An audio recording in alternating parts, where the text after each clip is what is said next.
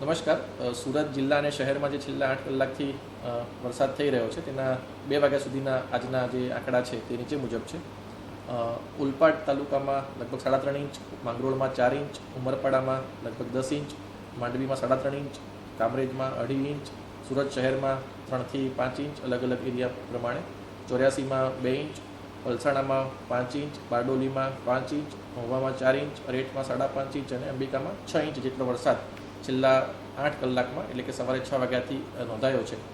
જે પ્રમાણે હવામાન વિભાગની આગાહી હતી તે જ પ્રમાણે અત્યારે રેડ એલર્ટ જે હતું તે અત્યારે ચાલુ છે અને હજુ પણ જે વરસાદ છે એ કન્ટિન્યુ રહેવાની સંભાવના છે.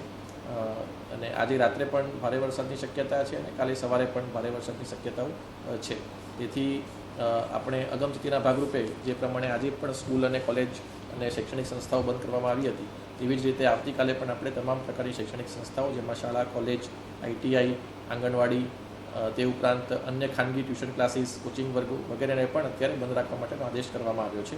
આજે પણ આપણે ઇન્ડસ્ટ્રીઝ અને માર્કેટને બંધ રાખવા માટેની વિનંતી કરવામાં આવી હતી.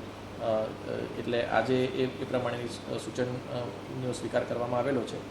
તે સાથે સાથે અત્યારે શિફ્ટિંગની પણ કાર્યવાહી ચાલુ છે અને અત્યાર સુધીમાં લગભગ ગ્રામ્ય વિસ્તારમાં 500થી વધારે લોકોને અલગ અલગ ગામડાઓમાં અને શહેરી વિસ્તારમાં પણ કોર્પોરેશન એરિયામાં અને અન્ય નગરપાલિકાઓમાં પણ શિફ્ટિંગની કાર્યવાહી અત્યારે ચાલુ છે.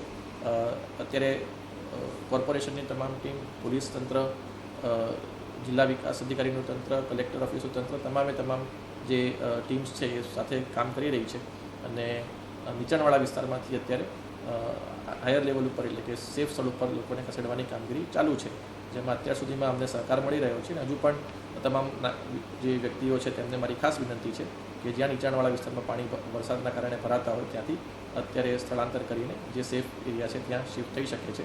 અને આશ્રય સ્થાન પણ જે આપણા કોર્પોરેશન એરિયામાં, નગરપાલિકામાં અને ગ્રામ્ય વિસ્તારમાં છે તે આશ્રય સ્થાનો પણ ચાલુ કરી દેવામાં આવ્યા છે કે જ્યાં લોકો સ્થળાંતર કરી શકે.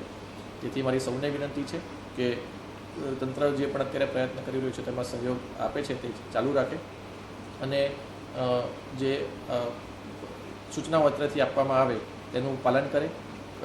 જરૂરિયાત ના હોય તે સિવાય કોઈ બહાર ના નીકળે અને વરસાદ જોવાના બહાને કે અન્ય કોઈ પણ કામે જરૂરિયાત ના હોય તો કોઈ બહાર ના નીકળે તેવી મારી સૌને નમ્ર અપીલ છે.